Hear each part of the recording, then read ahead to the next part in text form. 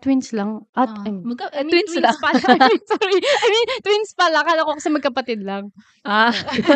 Twins lang, hindi magkapatid. Take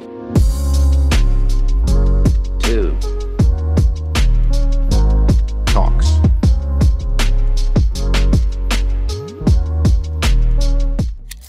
Hi everyone!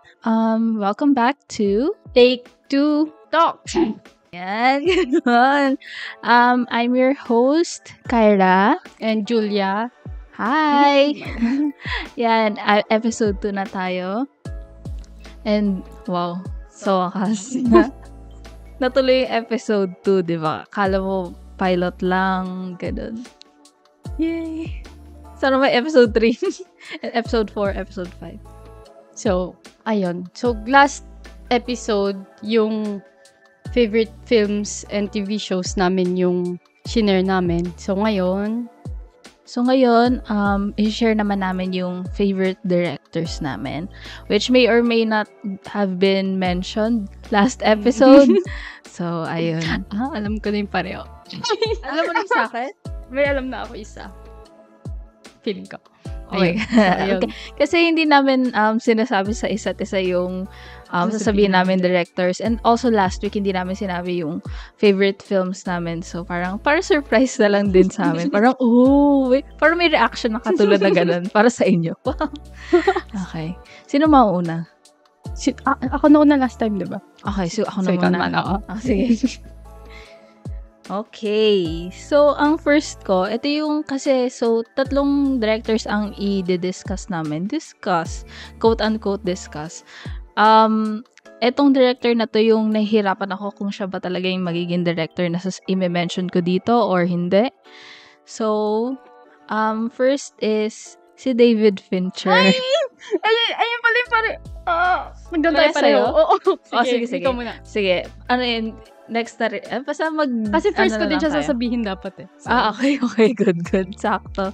So, si David Fincher, he's a highly regarded director. He really loves thriller movies and I'm sure you know those movies na. Even if you don't know David Fincher, alam mo na yung mga movies na yun. Parang, ano na siya, household name. Lagi ng parang mga pang dude bro films nga eh. Mahilig sa mga, pag mga lalaki, mahilig sa mga ganon kasi mga parang masculine. Ganon, mga ganon yung films niya. Ano ba? Ikaw, anong... Ayun. So, yun nga, minention mo yung thrillers. So, I think, naging part din yun kung bakit isa siya sa favorite directors ko kasi gusto ko yung genre na yun. Tapos, ang ganda niya ipakita sa films. Ang ganda ng aesthetics. Sobrang, ano yun? Yung parang, ayan na ba? Sinasabi ko. Parang ang sad na, parang sobrang wala nang hope sa mundo. Yung mga itsura ng film niya, sobrang green, sobrang yellow. Hindi siya yung, kasi alam mo, nakita ko sa isang interview niya na parang, nung nag-start yung Sony televisions, ang in-invent ng Sony sa mga television sets nila is dagdagan yung pink, yung color ng pink para parang happy, mas healthier yung people, ganun. And he really doesn't like that kind of colors.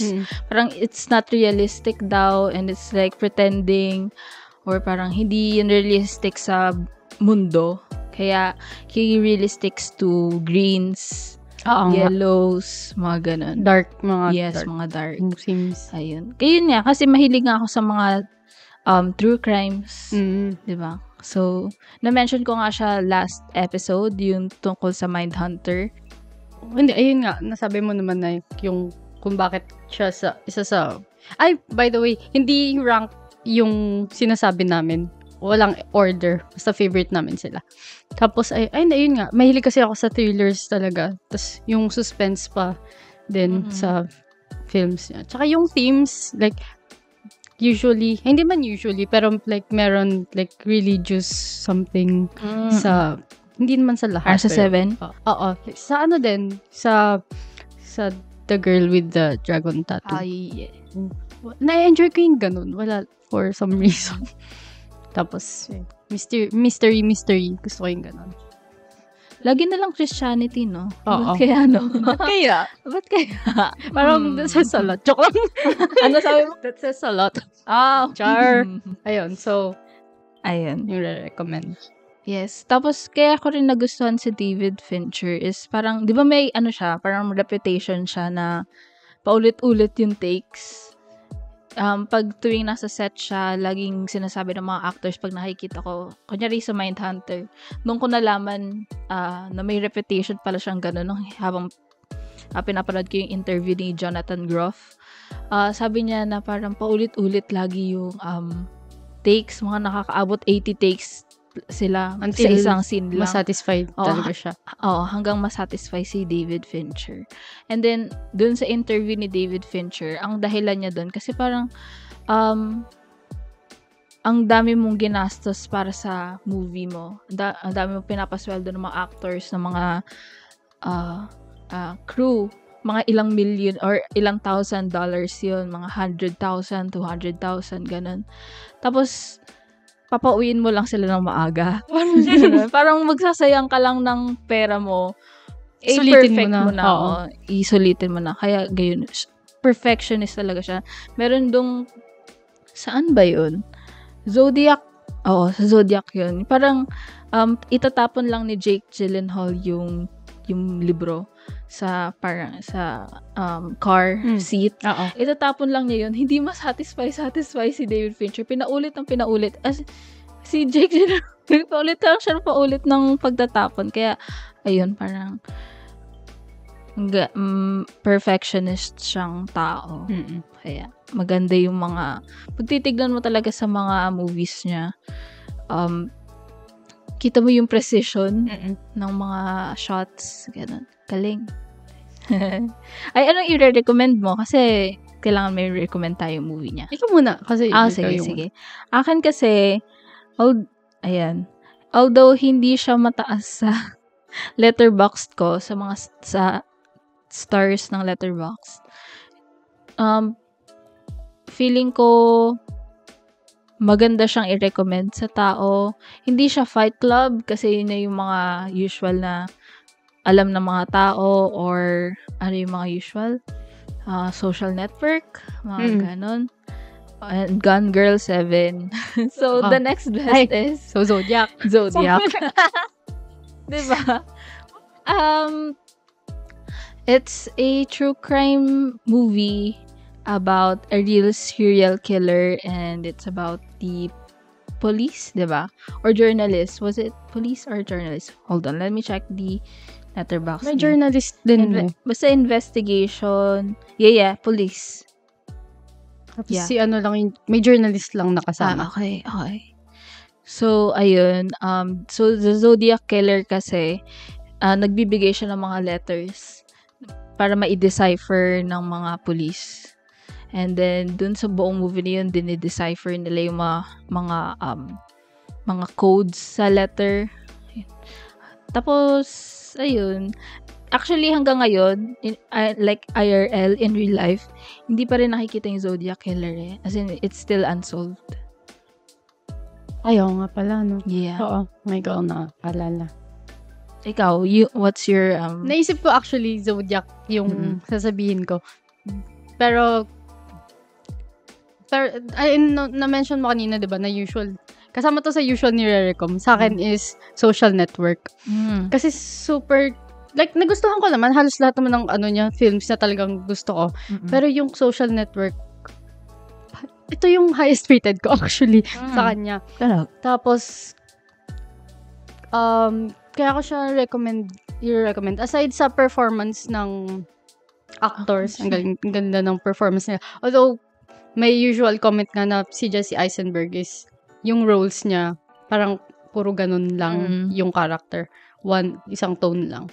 So, Social Network, kaya ko siya ni-recommend. I think kasi, siguro mas madaling makaka-dive yung audience knowing na kasi kilalang persona si Mark Zuckerberg. So, pinakita dito yung kung paano nag-start yung Facebook, tapos yung naging legal issues niya nung nagsisimula pa lang. Ang akala ko actually dati parang like boring siya or something kasi ano pake ko dyan, parang gano'n. Pero ang ganda nung pagkakagawa niya, as in yung pagka-craft nung lahat. Tapos kahit na parang biography siya, nandun pa rin yung feels na si Fincher yung gumawa.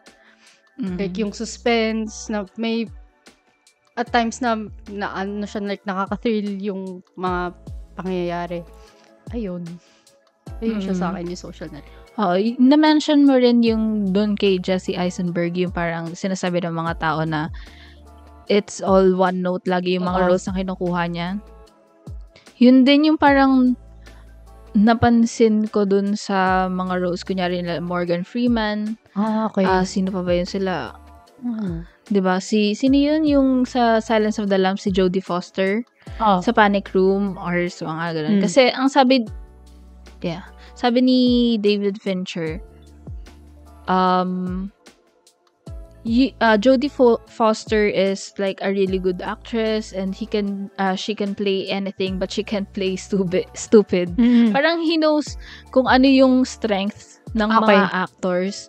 And then parang hindi naman sa pagta-typecast, may yung sa mga characters nila meron pa ring iba, may bali pa rin na ibang parang iteration. Pero it's he knows, David Fincher knows kung ano yung maidadala ng actor sa films. Yung strength talaga. Yeah. Ayun. Magagamit. So, ayun. So, ikaw pa rin kasi. Oo nga pala. Same kasi kami na David Fincher. So, yung next ko naman, si Hayao Miyazaki sa Studio Ghibli.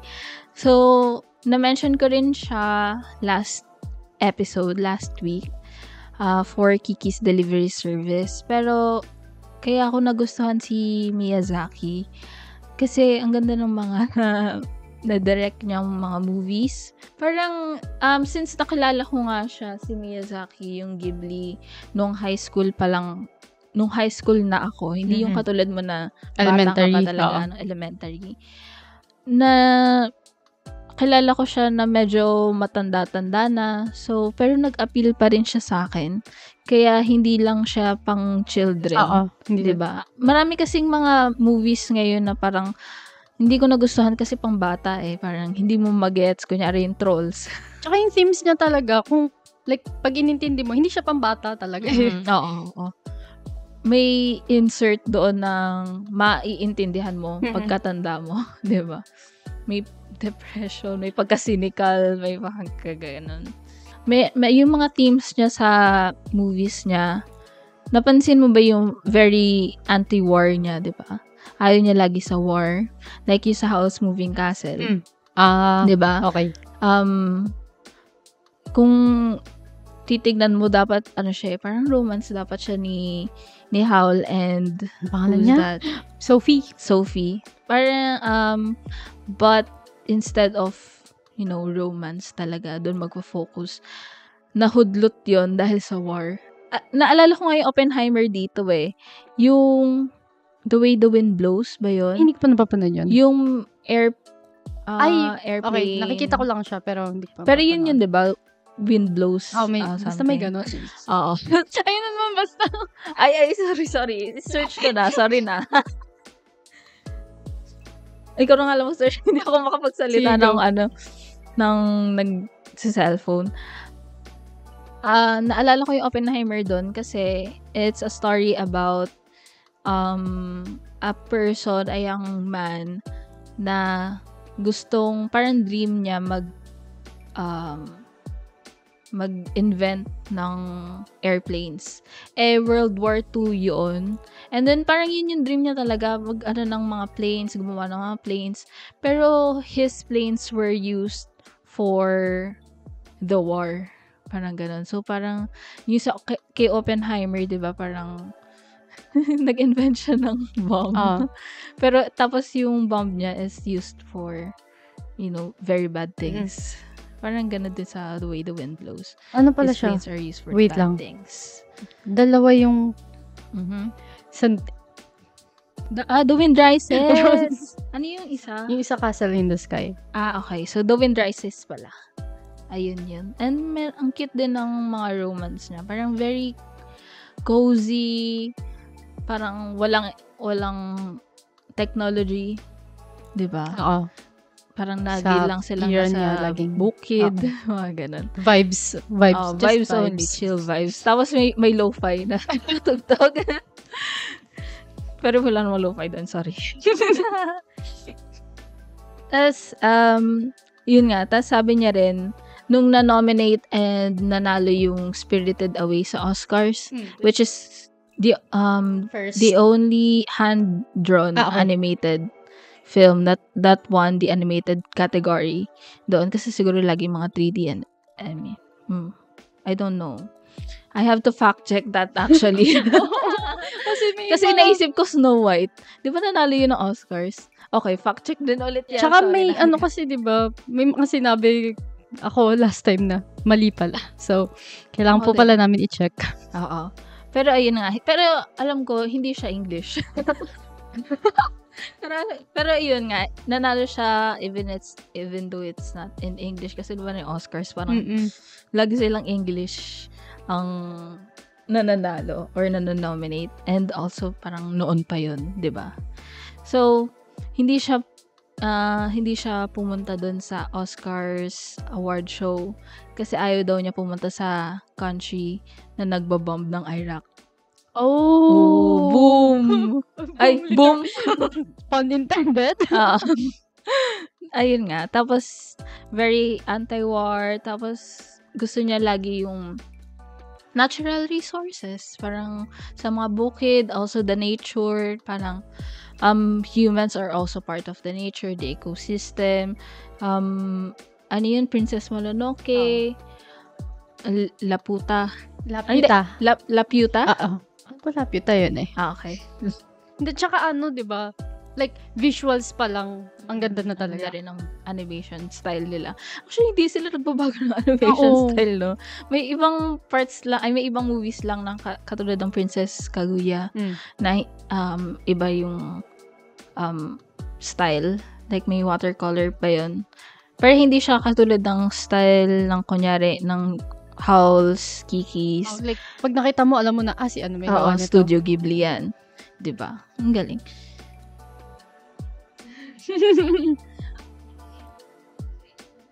Nasabi ko na yung Kiki's last time. Sasabihin ko na lang ngayon yung Howl's. It's about Sophie na curse to be like ugly, 'di ba? And yung pagka-curse niya is naging matanda siya. Wait lang. Search ko nga sa Letterboxd. Ako din nire-ready ko na yung sa akin. Wait lang Ayan. A shy young woman is cursed with an old body by a spiteful witch. Her only chance of breaking the spell lies with a self-indulgent yet insecure young wizard and his companions in his legged walking castle. It's a very fantastical movie.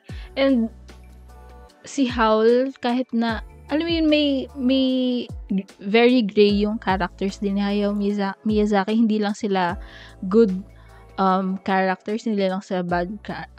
Yung characteristics nila, hindi lang good. Kung good ka, lahat ng sa'yo parang perfect na perfect. Ganun. Si House kasi, even though he's helping the war efforts, tama ba yung he's helping end the war. He's also so vain and parang gusto niyang nakakainis siya. AKA nainis ako doon sa part na yun na he wants to die kasi hindi na siya maganda, si Howl. Hindi na niya natatypean yung sarili niya or something ganun kasi nag-iba yung buhok niya. Ayun. Okay, so Howl's Moving Castle yung recommend ko. Very nice. Kung hindi niyo pa napapanood. And if napanood niyo na, panoorin niyo ulit. You know, ang ganda talaga na I never get tired of Howl's Moving Castle. And also Kiki's. Okay, yun din yung second director ko. What's your second director? Sa akin, second director ko si Yorgos Lanthimos. Diba, na-mention ko siya nung nagkukwentuhan lang tayo. Like, Okay.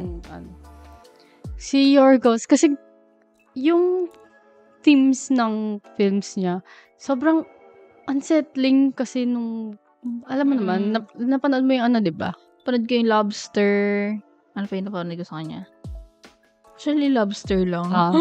Gusto ko yung ganun. Tapos, yung absurdity nung, like, as in, nung concept, or like, nung mga nangyayari, or nung, like yung lines nila, kasi ang serious lagi, di ba? Pero, paano ba siya? Pero ano kasi siya, black comedy. Yes. So, gusto ko yung mga ganun na, like yung, ay mamaya ako na siya sasabihin sa recommendation. Sorry. So, ayun nga, si Yorgos. So, hindi siya, I think, ganun pa kakilala. Although, nagkaroon naman siya ng more recognition nung sa The Favorite kasi may Oscars. Yung sa Oscars, nung, kalimutan ko anong year siya. Tapos, ayun nga, si Yorgos. As in, yung, gusto ko yung ganun. Sobrang absurd talaga kasi para sa akin. Yung, ayun, paano ko siya sasabihin? So, paano ba si Yorgos i-explain? Ano din kasi, yung mga nangyayari sa films niya, ang dark, pero, yung, kung paano siya i-take nung characters, parang normal lang sa kanila. Ayun yung gusto ko, like, parang ang weird na, ganun lang pala yun. Parang ganun lang sa specific world nung kada film niya, ganun. And yung movie niya kasi na, yung Dogtooth, ano siya, etong time na to, hindi pa black comedy. Ano siya, more on drama thriller. Tas, share ko lang yung about sa Dogtooth. Sige. Ano siya, may parents, 3 sila magkakapatid, tas yung parents nila sobrang manipulative. Tapos sobrang layo nila nakatira, as in sobra, parang bukid part na. Tapos never pa silang nakalabas ng bahay. Tapos ano na sila nito, like Adults na. Oo, halos adults na. Hindi ako sure sa ages nila, pero sabi kasi teenagers daw. So, pero mukha silang siguro 17 pataas na yung ages nila. Tapos, yung mga sinasabi sa kanilang words or definitions ng words, like let's say, ano daw yung zombie. Ang sabi sa kanila, ang turo sa kanila, ang zombie ay maliit na flower na color yellow. So, as in, sobrang disconnected sila sa outside world. Tapos basta yun. Ayoko na siya masyado i-spoil, pero ganun yung mga themes kasi niya usually na sobrang normal lang para sa mga characters. Pero pag pinapanood mo na ang fucked up pala talaga nung nangyayari. Yun. Tapos, ang recommendation ko is The Killing of a Sacred Deer. Na, ito nga yung, may sasabihin ko kanina. Ayun! Okay, naalala ko na. Yung build-up, diba na-mention ko yung nga yun before, sa kanya lang. Yung, gusto ko yung, kung paano na-set yung, tone dun sa film. Sa umpisa kasi parang wala lang. Then, gradually, gradually, unsettling na nung, feeling niya. Tapos, as mentioned nga kanina, ganun siya na, ang weird talaga nung characters na may sasabihin silang something serious or actually yung sa Sacred Deer, yung line delivery nung characters, sobrang flat lang, 'di ba? Sobrang flat lang kahit na yung sa atin like normally sabihin natin pasigaw na dapat yun or paiyak or something. Sa kanila sobrang flat lang and sobrang amusing sa akin. Ganon. Di ba parang ganun din sa The Lobster? Oo, sobrang monotone lang nila. Na parang, yun yung talaga siya. Hindi ko alam kung bakit. Yun yung comedy ba ang Sacred Deer? O yung medyo Sacred may pagka-comedy lang? Hindi siya, mystery thriller. Tapos, nagmumukha lang siya sigurong comedy sa, hindi nakakatawa. Yung absurdity niya lang. Pero yung Lobster may comedy, di ba? Okay. Yun nga yung nakakatawa kasi pag comedy talaga, dapat yung characters mo, hindi nila alam na nakakatawa yung mga ginagawa nila. Alam mo yun? Yung sobrang absurd na parang normal lang sa kanila. Kasi, tayo yung tatawa sa kanila, sa mga nangyayari sa kanila. Hindi dapat sila aware na nakakatawa yung mga nangyayari sa kanila. Ayun. Tapos yung kasi Sacred Deer, it follows a doctor. Wait lang. Ano Yes. siya, doctor? Sa cardiovascular surgeon. Si Colin Farrell, yung main Sino ulit si Colin Farrell? si Pogi. Ayun. So, si Colin Farrell, doctor siya dito, and meron siyang 2 anak. Tapos, asawa niya dito si Nicole Kidman. So, pina-follow yung story niya dito na meron isang teenage guy, which is, portrayed by, Barry, Keegan? Keegan. Hindi talaga ako sure kung, Keegan, alam ko, kasi nanalo siya nung BAFTA. So, ayun, share ko lang, isa na siya sa favorite actors ko. Since nung napanood ko siya dito sa Sacred Deer. So, ayun nga, it follows si Colin Farrell, tas si Barry Keegan, para siyang siguro, makikita mo siya as parang naglalatch si Barry kay Colin. Lagi siyang sumusunod kay Colin or gusto niya makipagkita, ganun. Basta may obvious naman na, may umpisa pa lang naman, hindi naman siya spoiler, kasi umpisa pa lang, makikita man may issues si Barry. So, ayun, basta sa kanila nakafocus yung film. Hindi na ako makapag-share, film ko spoiler na kasi. Pero yun nga, sa kanila hindi mo yun napanood, diba? Okay, ayun. Pero yun nga, yung ending, as I said kanina, yung tone niya, tas yung build-up, sobrang gradual lang. Kaya pagdating sa ending, sobrang what the fuck nung nangyari. Parang nakita ko nga yung sa trailer, hindi pa magre-revenge si Barry. Okay. Tama ba? May parang Oo. revenge. Oo, ayun, hindi ko lang inaano. Okay. So, yun. sorry So, sige. na. Okay Kasi lang, okay lang. Sa trailer naman yun. Kasi trailer lang naman okay. yung Hindi ko kasi napanood napanood yung trailer. Pero yun nga. So, nakikipag-close si Barry. Since na-mention naman na. Nakikipag-close si Barry kay Colin. So, eventually, may revenge pala siyang balak. Okay. Hindi ko pa napapanood yun. Kasi, ewan ko. Kasi ang dark ng trailer. Kasi parang nawala pa ako sa mood manood ng dark. Sinasabi ko yun, pero mahilig ako sa true crime. Pero wala pa ako sa mood manood ng dark, and hanggang sa nakalimutan ko na lang. Ayun, okay. So, yung next ko, si Bong Joon-ho. Okay, siguro alam nyo na si Bong Joon-ho as the director of Parasite. Kasi yun yung nag-open ng gates para makilala natin si Bong Joon-ho. Although, kilala na natin siya dati, although dito sa Pilipinas, ng director ng Host. Alam mo, di ba yung Host? Nakikita ko yun dati sa TV nung bata pa ako. Dubbed siya, as in Tagalog dubbed na Host. Parang, The Host? Okay. Oo. Gusto ko si Bong Joon-ho kasi ang ano rin niya, ang very specific na niyang director.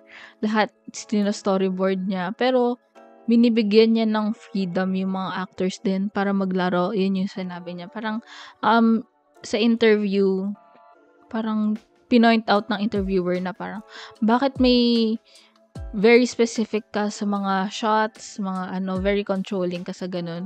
Pero yung mga actors mo, sinabi mo dati sa interview na, you allow, nothing brings you more happiness than actors playing around in your scenes, ganun.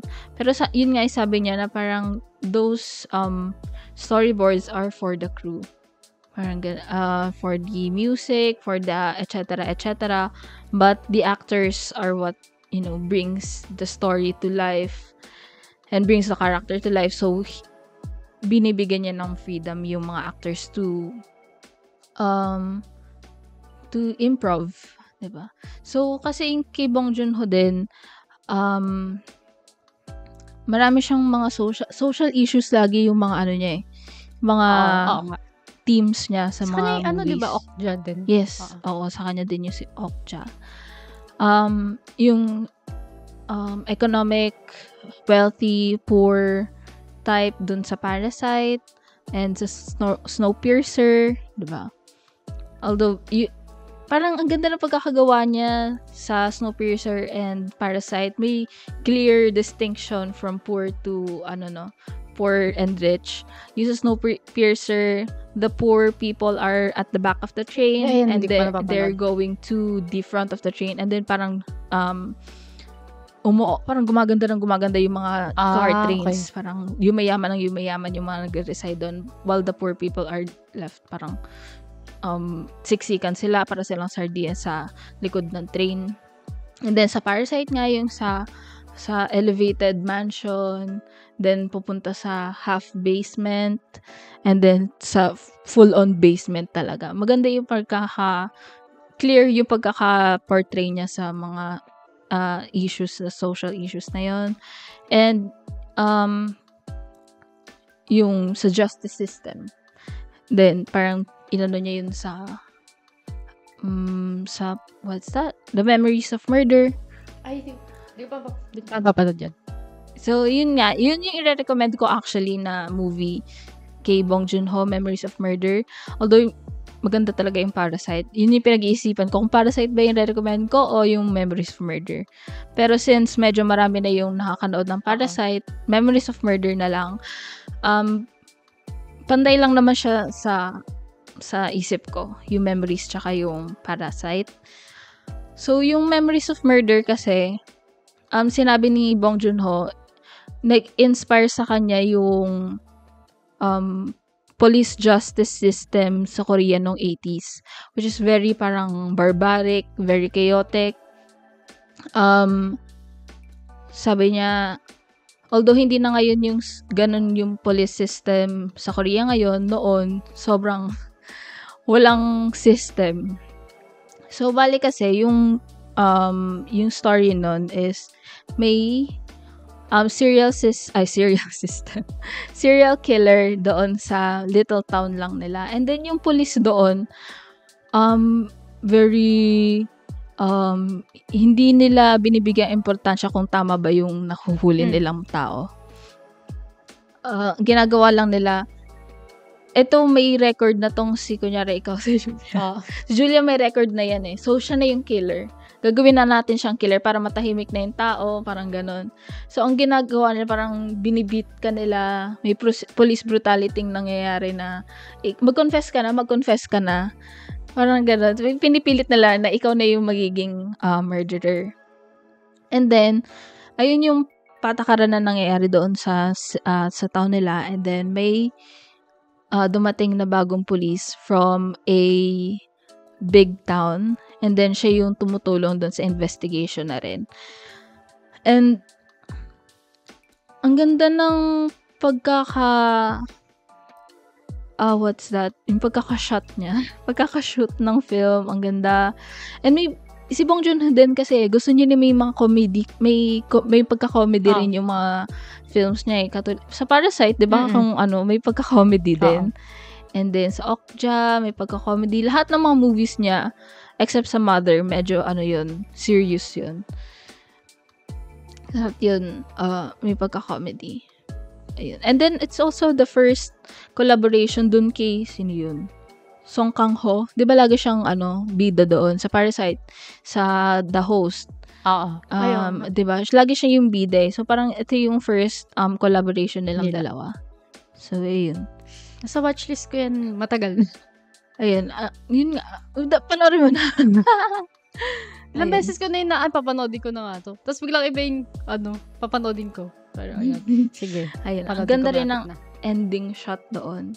Parang very chilling. Parang one of the best, very memorable ending shot. Pag napanood mo na yun, parang, magugulat ka na parang, oh my God. Pero baka hinahype ko masyado. Ay, hindi naman. Tinatry ko na yun na huwag ako magpapadala sa hype para di ako ma-disappoint. Sana all. Ako, napapadala talaga ako ng hype eh. Tinatry ko pa lang naman. Tignan natin. Okay.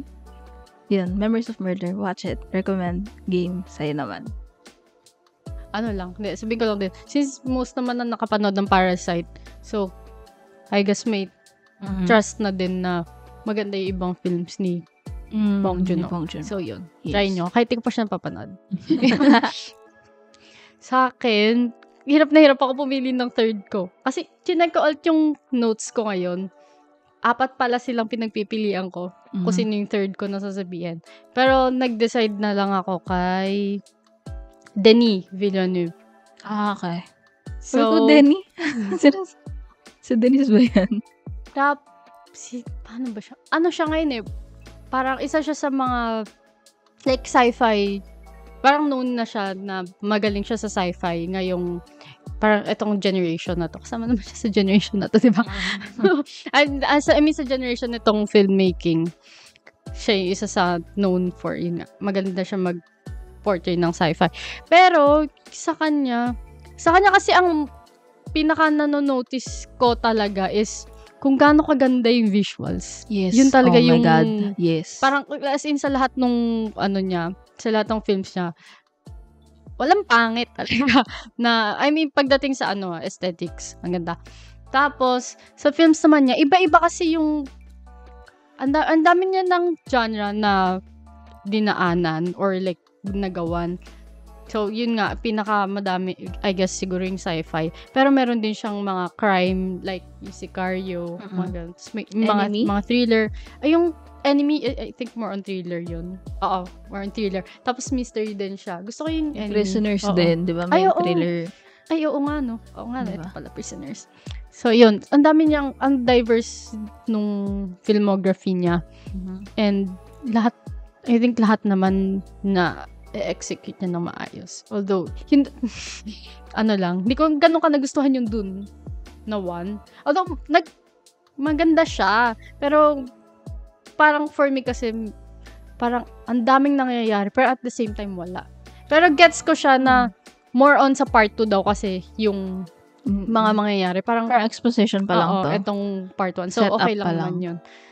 Tanggap ko naman yan. So, yun. Tanggap Ang kapal mo ko, tanggap. Kala mo kung galing. So, yun.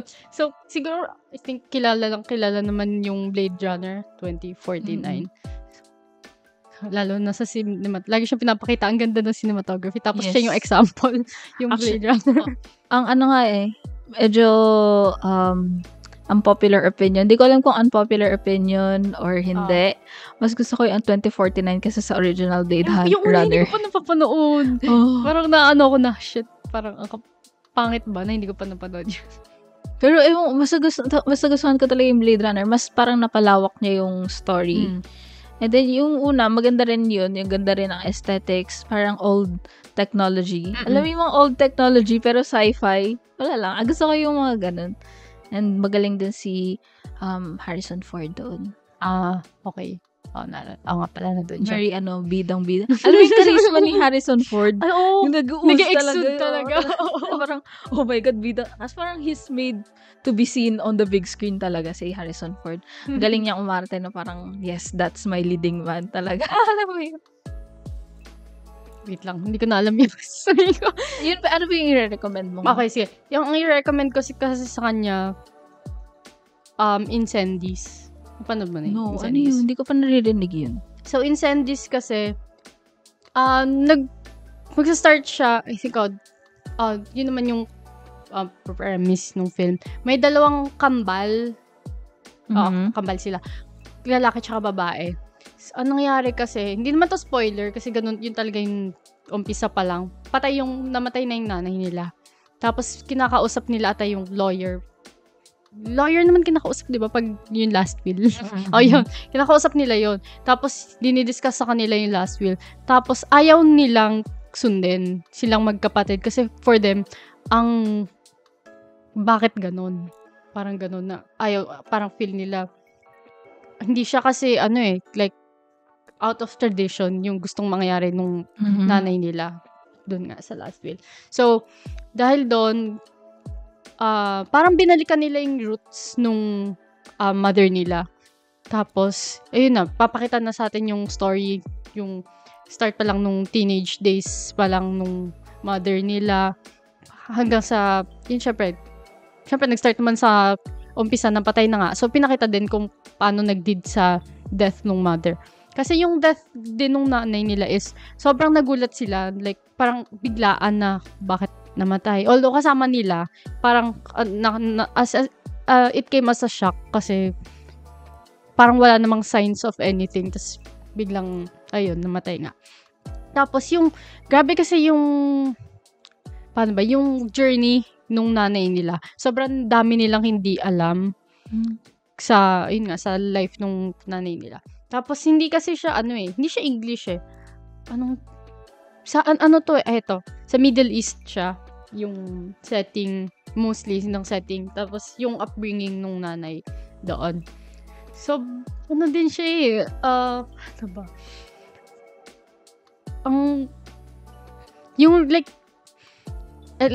Sinabi ko nga kanina, grabe yung journey nung nanay nila. Kasi, nung college days nung nanay nila is may war dun sa place.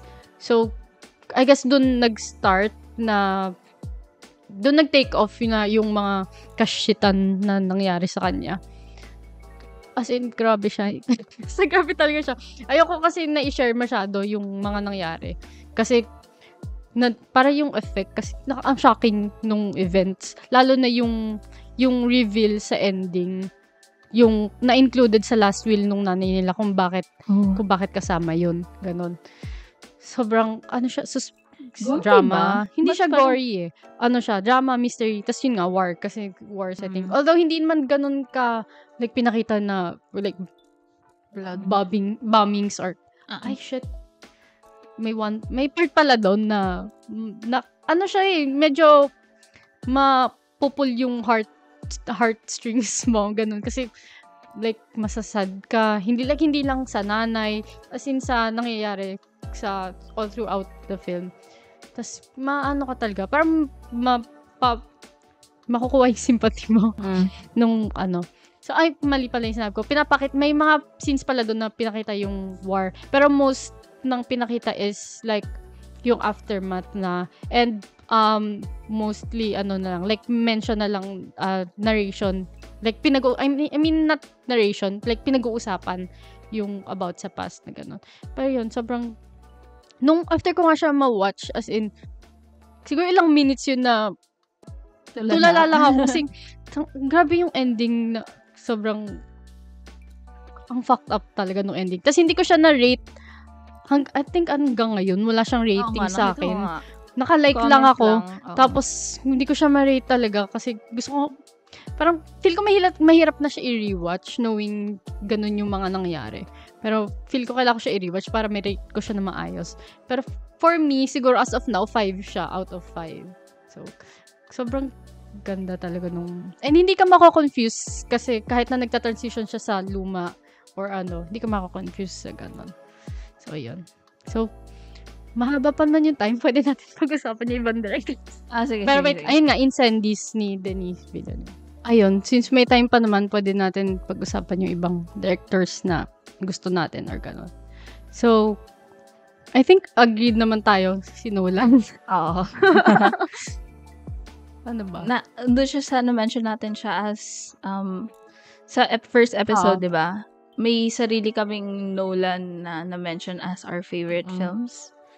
Ayun. Pero hindi naman na tayo kahit din naman tayo mag-recom. Pero yun nga, recognized as one of my favorites din. Ikaw din ba? Yeah.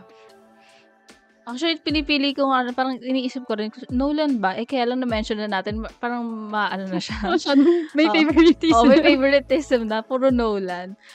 Pero ayun, si Nolan kasi parang siya kahit kilala, alam mo yun, hindi mo masasabing overrated siya kasi deserve niya naman yung pagkaka-well-known.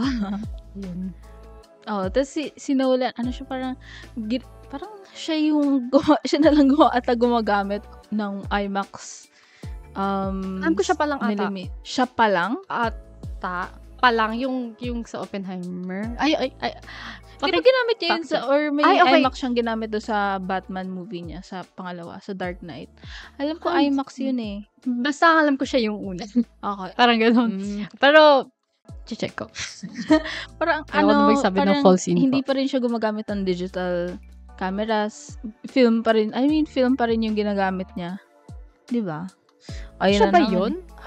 Di Diba? Kasi parang may alam ako, parang, hindi ko sure parang si Scorsese, parang may ganung, Ay, ganun din. Oo. Pakulo. check natin.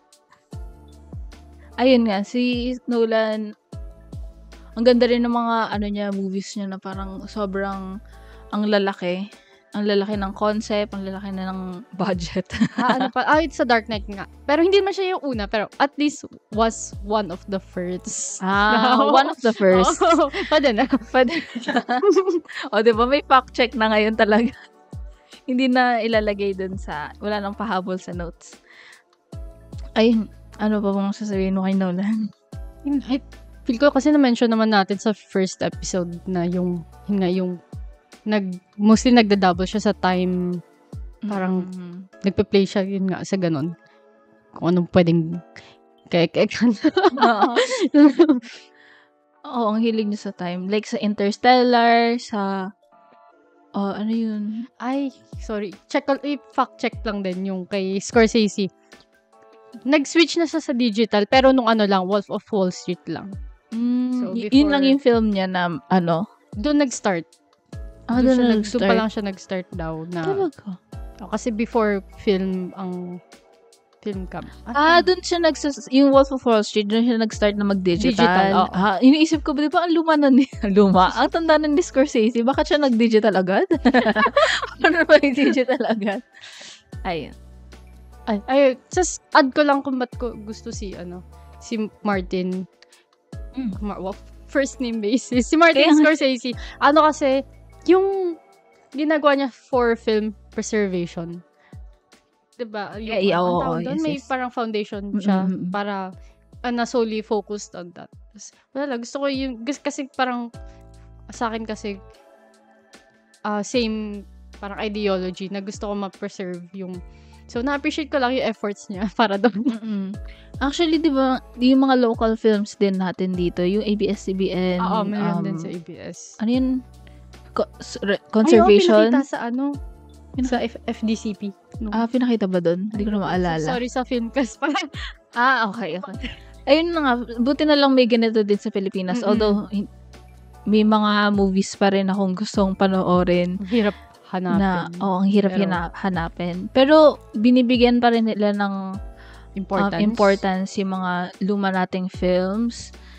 And then, ginagawang accessible sa internet, sa YouTube. Minsan may mga, di ba, may mga free, full movies, free, tapos hindi siya illegal. Oo.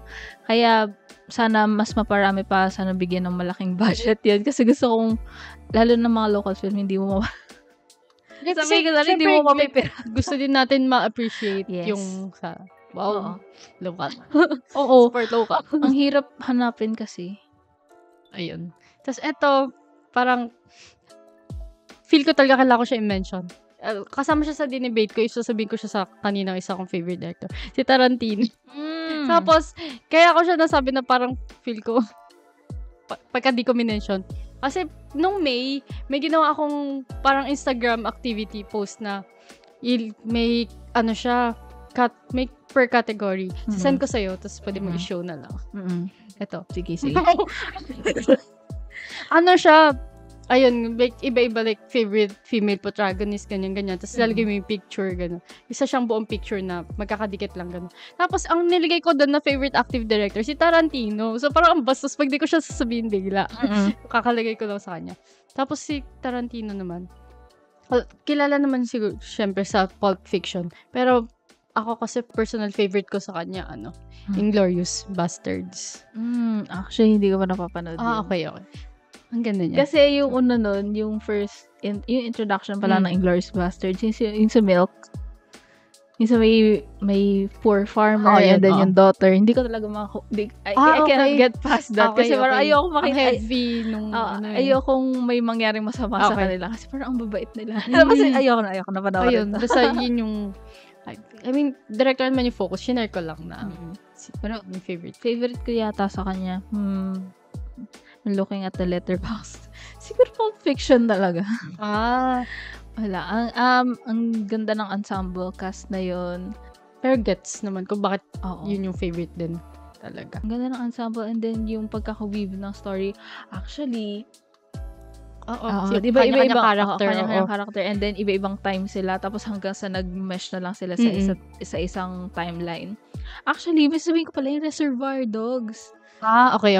Ang ganda rin nun parang isang malaking Among Us lang talaga. Si Tim Roth, after ko panoodin yung Pulp Fiction, parang gusto kong panoodin yung iba niyang films. Kaso, parang puro kasi siya, ang dami niya puro supporting lang. So, gusto ko sanang parang super konti lang siya yung nagli-lead. Wala lang, sayang. Gusto kong panoodin eh. Isa Pulp Fiction nga, di ba? Konti lang din siya dun. Parang doon lang siya sa Pero diner. pag nandun siya sa scene Maganda naman, ang ganda nung. Sayang nga, no? Magaling kasi siyang actor pero hindi siya nabibigyan ng mga roles na mas bida pa. Kasi sa Reservoir Dogs, siya yung bida pero hindi naman masyado. Hindi naman hilata lang siya dun eh. Di ba?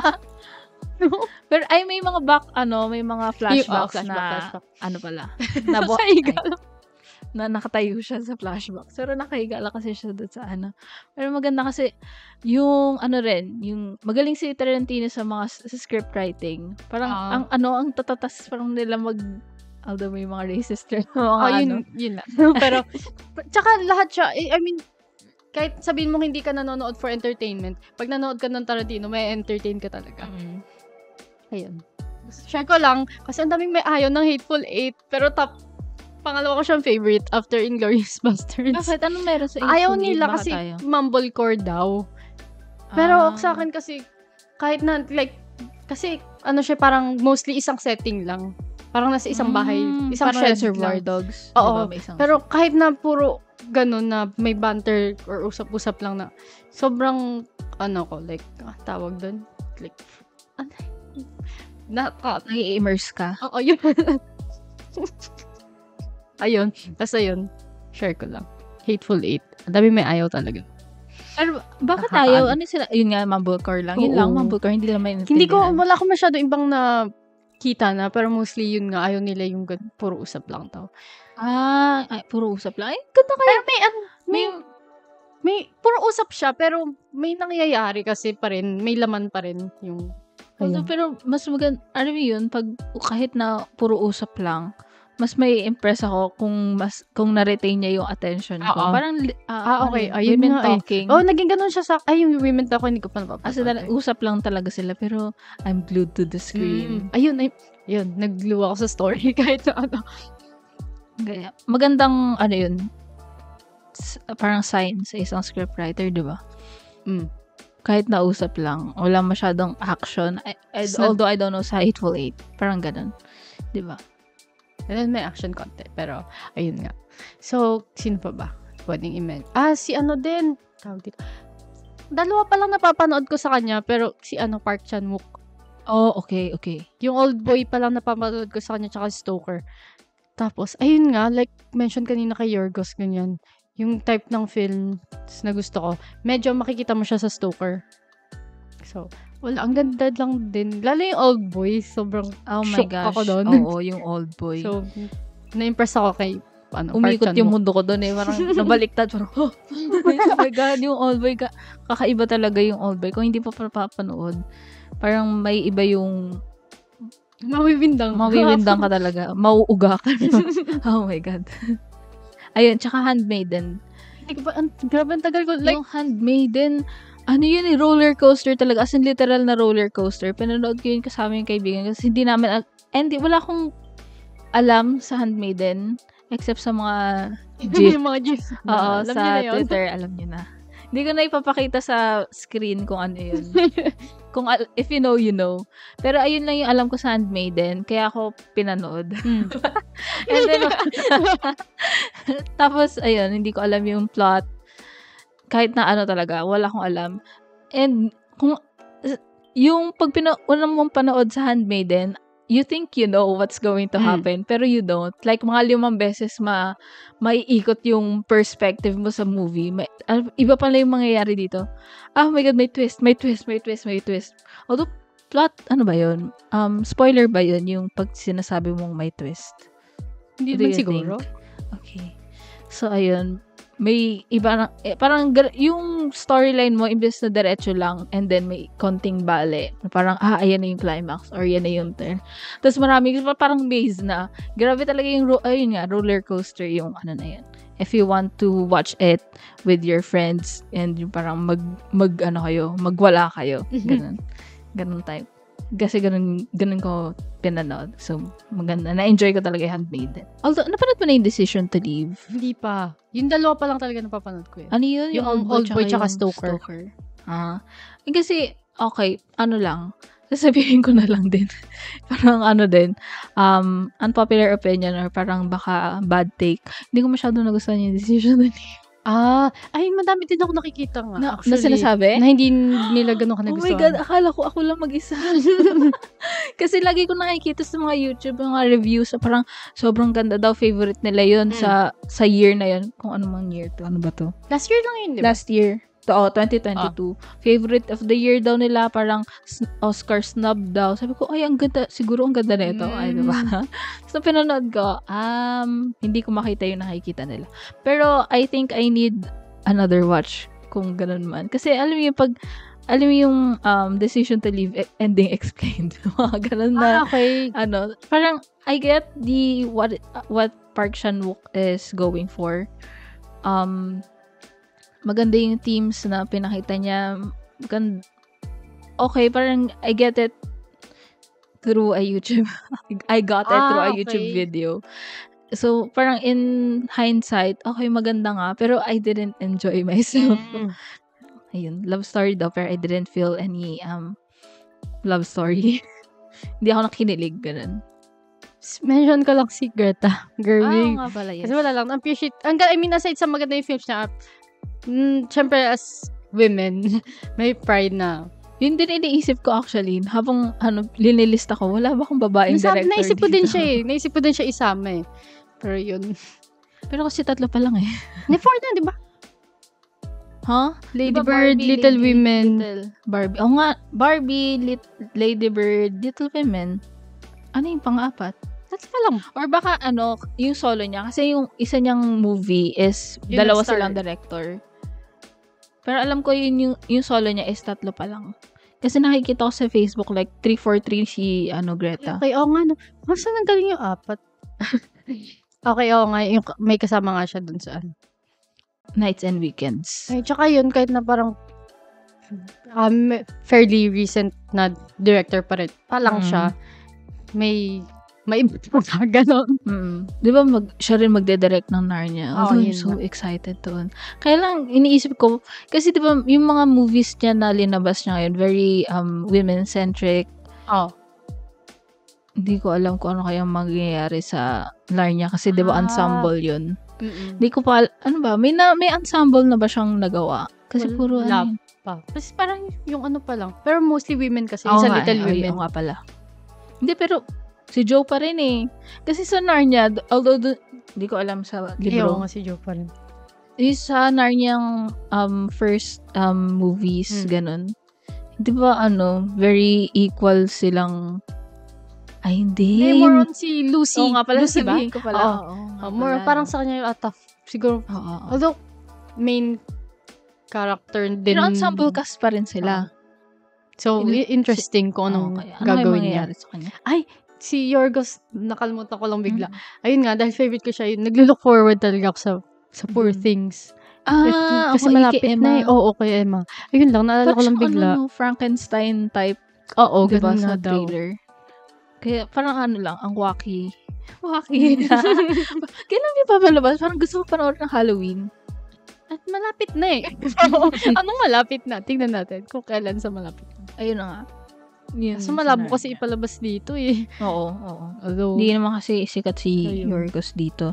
And then parang hindi siya pang blockbuster. Hindi siya yung Marvel. Syempre business pa rin naman gusto ng tao. Kaya. And then, although kung baka ipalabas siya dito, nasa streaming na yun. Streaming or sana like Cinematheque or diba kasi minsan naglalabas sila ng ganun. Naglalabas sila pero December like pala siya. yung Closer and then yung Past Lives, pinalabas na dito sa Pilipinas pero available na on streaming kasi oo na nga. parang sayang, ayun. Hindi Ayun. siya malalabas ng ano. Minsan nga Marvel tayo nauuna kaysa doon sa Amerika, yun, di ba? yun. Spider-Man, alam ko No Way alam Home. ko. Ay, Oo, No Way yun. Home tayo noon. So, December pala yung... Sa December. Oo. Although pwede din. I mean, pwede din siyang mapanood ng December. Kasi minsan, di ba, parang mga masaya manood ng mga horror movies in December. Oh. Di Oh, ba? for some reason, hindi Halloween. Di ba? Parang ano nga puro shake, rattle, and roll nga dati, di ba? Sa MMFF tuwing December. Oh. Puro shake, rattle, and roll. Yung, nga, MMF. May MMF. FF ngayon? Oo. Siguro meron. Siguro, parang wala namang year na... Oo nga feel mo. Although may mga ibang year na hindi tinatangkilik ng tao. Oo. Sayang nga naalala ko noon yung MMFF na puro indie movies. Walang mga Enteng Cabezote, walang Vice Ganda Films, and yung mga blockbuster talaga. Although magaganda yung mga plots, alam mo yun, very interesting yung yung mga movies. Hindi siya masyadong natangkilik. And parang linangaw nga daw yung MMFF dahil doon. Mga to ata yung 2017. Mga Mga ganun ganung ba? time. Ayun. Ay, nakalimutan ko. Sige. Hindi ko na makalimutan. Yung Coen Brothers. Si Okay. Ethan tsaka si Joel. Wala na. Ngayon ko sila naalala, parang feel ko binabetray ko sila. Ako pala. Kasi, yung Burn After Reading, sobra ko siyang marirecommend. Sobrang Burn After funny. Reading? Tapos ang galing ni Brad Pitt doon. Gusto ko pa siya makita sa more on I comedy have never heard roles. of this movie ever. Recently ko lang siya napanood. Tapos, nandito din si yung si Frances McDormand. Yung, basta siya. Pero, si George Clooney din nandito. Sobrang, ang lang niya, parang what the fuck siya, pero hindi katulad nung kala Yorgos na dark. Yung dito, yung absurdity niya is, absurdity kasi parang, bakit nangyayari to? Na it could have been avoided. Parang ganun. Pero funny siya. Super funny niya. Tapos ang galing ni Brad Pitt. Parang, siguro, para sa akin, kasama to sa mga pinakamaganda niyang, Movies. niya. Acting. Aside sa movies, pero pati acting.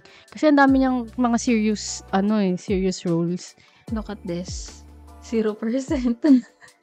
Ay, okay. Ayun, tapos yung Fargo din. Considered na siguro naman na, considered na ba as classic yun? Hindi ko alam. Yung Fargo. Pero yun, ang ganda. Ang galing din lang magkapatid. Sana all, no? May share kang yung passion mo, share mo sa kapatid mo, and then magkasama lang kayo sa bahay. Parang ganong kind. Speaking of kapatid, yung Talk to Me directors, di ba twins sila? Hindi pa rin napapanood eh.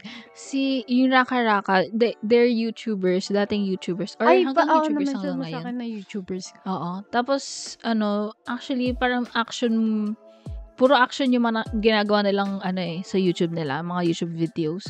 Parang, sila, stuntmen, parang ganun. Tapos, mahilig sila sa wrestling and very gory. As in, talagang totoong mga dugo-dugo talaga. As in, ganun.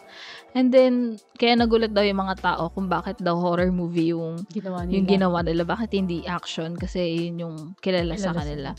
And then, ayun, maganda rin yung Talk to Me, although hindi ko masyadong, Okay. bad take na naman, unpopular opinion na naman. Maganda, naka 3.5 nga siya sa akin eh. Maganda rin yun, 3.5. No one can change my mind. Maganda yung 3. Actually, yung Letterboxd nga, sabi nila, yung tweet ng Letterboxd, sabi nila, mababa daw yung 3 stars. Sa akin kasi pag 3 stars, siya eh, good. Oo, maganda. Ayun, siya, Sa akin, enjoyable. good. Enjoyable. Ganun. 2.5 yung mid. Oo. Ay, talaga? Oo, kasi 5 stars sabagay. Sa akin kasi, pagka 3.5 na, it could have been great. Parang ganon. Wow. Oo, parang ganon. Parang sayang. Parang may something lang. Tapos pag 4 ko, great. Ganon. Pag may inaano ka ba, paano mo rin-rate yung isang movie? Parang does it start in 5 stars tapos every pagkakamali nila or every sayang sa 5 nababawas? ako nagsistart usually. Ako, Although unless na hindi ko talaga siya nagustuhan, na meron na agad ako na, ay, ano lang to siguro sa akin, 2 or 2.5, ganun. Pero usually, sa 5 ako magsa-start. Or pagka 4 una ako naisip, sa 4 ako magsa-start kung aangatan ko or babawasan. So, yung pagkaka-rate mo, parang iniisip mo talaga. I mean, parang naglo-look baka, iniisip mo yung movies ulit. Usually, like, may isip ko, like habang nanonood, may maiisip na ako na, anong, baka i-rate ko dito. Tapos after, pagka ilalag ko na siya, doon ko na iniisip ano yung nagustuhan ko, ano yung hindi ko nagustuhan.